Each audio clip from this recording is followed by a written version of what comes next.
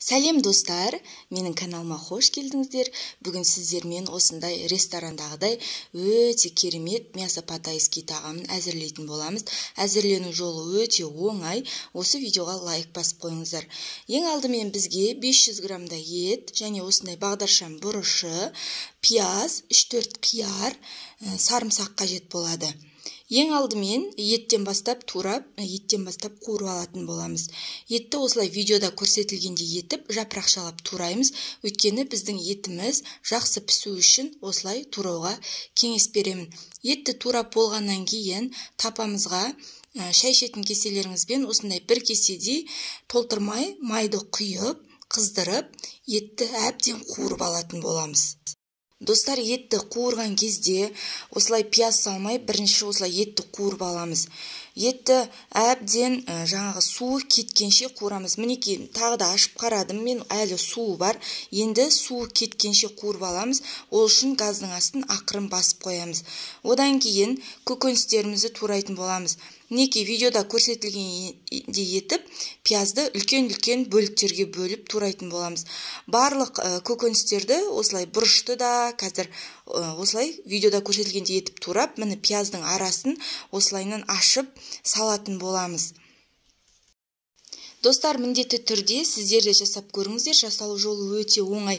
Мінеки енді бағдаршам бұрышын осылай видеода көрсетілгендей етіп, үлкен-үлкен бөліктерге бөліп турайтын боламыз. Осылай жапырақшалап тураймыз. Бұны да одан кейін келесі сары түстіні, одан кейін осылай бұрыштарды турап алатын боламыз. Біздің етіміз бұл уақытта әлі қуырылып жатыр. Астын басып қойғаннан кейін бір 15 минуттай, 20 минуттай қуырылатын болады.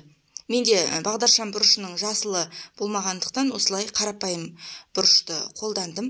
Одан кейін қиярды осылай бірнеше бөліктерге бөлеміз, яғни ұзыншалап тураймыз.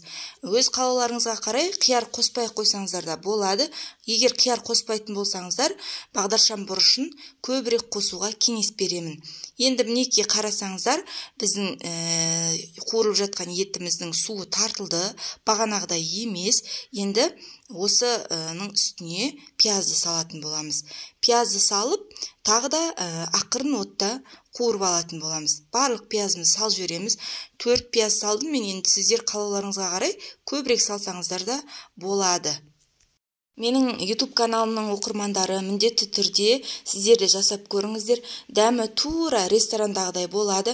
Енді дәмдеуіштер саламыз. Осындай лавр жапырағы, тұз және қара бұрыш саламыз. Егер еттеріңіз тұздалған болса, онда тұзды азырақ салуға кеңес беремін. Өйткені қазір біз соя соусын құямыз, сол себепті ащы болып кетуі мүмкін. Тұзды салғанда байқап салуға кеңес беремін. Осы пиязды салып болғаннан кейін 2-3 ас қасықтай ғана су құямыз. Су құйып, астын басып қойып қоямыз. Осы аралықта біз чесноктарымызды өте ұсақ етіп турап аламыз. Келесі кезекте біз қасына гарнирге осындай күрішті әзірлейміз. Күріштің суының түсін көріп тұрсыздар, кір су болып тұр. Осы тазарғанша осылай жуатын боламыз. Күрішті әбден 4-5 рет жууға кеңес беремін. Мінеки пиязымыз өте жақсы қуырылды. Үстіне енді ұзыншалап туралған қиярымызды саламыз. Тағы да жақсылап 1-2 минутқа қуырып бетін жауып қоя тұрамыз. Достар, міндетті түрде жасап көріңіздер, дәмді осы рецептпен жасаңыздар. Енді мінеки 2-3 минуттан кейін өзіміздің жаңағы жапырақшалап тураған осы бұрышымызды саламыз. Міндетті түрде өте керемет, дәмді, сіздер де жасап көріңіздер. Ең соңынан осылай чеснокты салып, жақсылап араластыратын боламыз. Достар, чеснокты салғаннан кейін тағы да 5 минутқа бетін жауып қуырып алатын боламыз. Бетін жауып қуырып болғаннан кейін, мінеки осындай болғаннан кейін 5 ас қасықтай өлшеп соя соусын құятын боламыз. Соя соусы егер сіздерде азырақ болып көрінсе, тағы да 1-2 ас қасық қосуларыңызға болады. Мен осы жерде 5 ас қасық қолдандым.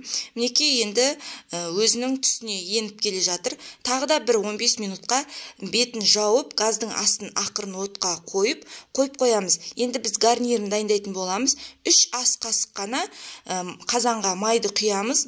Достар, міндетті түрде 3 ас қасық. Және жаңағы тап-таза етіп жуылған күрішімізді салып, 1-2 минуттай жақсылап араластырамыз.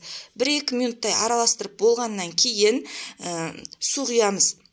Яғни суды құйған кезде қатты қайнап тұрған ыстық суды құю керекпіз. Сол кезде біздің күрішіміз жаңағы рассыпчатый болып, шашыраңқы болып пісетін болады. Міндетті түрде қайнаған ыстық су құйыңыздар. Міне, осылай тоқтамастан 1-2 минуттай араластыру керек. Мінекей 1 кесе су құйдым, ыстық су. Мен негізі 3 кесе су құйдым. Міне 2-ші кесе, енді одан кейін тағы да 3-ші кесе. Яғни күрішіміз осылай батар-батпас болып тұруы керек. Одан кейін бетін жауып қойып қоямыз. Қатты отқа қоямыз. Бір қайнағаннан кейін газдың астын ақырын отқа қоятын боламыз. Сол кезде біздің күрішіміз шашыраңқы болып піседі. Міне қатты қайнады. Енді мен газдың астын ақырын отқа қоямын. Байқап тұрсыздар, мінекей. 1-20 минутта біздің күрішіміз дайын болады. Қараңыздаршы, міне, сондай шашыраңқы болып пісті. Керемет. Нағыз Мяз Патайскийдің гарниріне келетін күріш. Өте дәмді. Достар, мінекей біздің тағамымыз дайын болды. Подлив де дайын, күріш де дайын. Енді әдемілеп салып ұсына берсеңіздер болады. Өте керемет, достар. Міндетті түрде жасап көріңіздер. Сіздерге де жасап көруге кеңес беремін. Егер сіздерге рецепт ұнаса, осы видеоға лайк басып, каналға тіркеліп қойыңыздар. Мен осылай әдемілік үшін бірінші үлкендеу сорпа ішетін кесеге салып алдым да, осылай қойып, енді жиегіне подливімізді салып алдым. Бетіне әдемілік үшін күнжіт дәнін септім. Егер сіздерде болмаса, ұнатпасаңыздар, сеппесеңіздер де болады. Өте керемет болады. Дәмі енді керемет. Менің қайнатама, енеме, жолдасыма ұнаған тағамдардың бірі. Жазда өте жеңіл, барлық көкөністердің арзандаған кезінде сіздер де жасап көріңіздер. Өте дәмді. Міндетті түрде сіздерге де жасап көруге кеңес беремін. Бар болғаны 1000 теңгеге ресторанға бармай-ақ үйден осындай тамақ әзірлеп жесеңіздер болады. Ал ресторанға барсаңыздар, бұның құны қанша екенін сіздер менен жақсы білесіздер.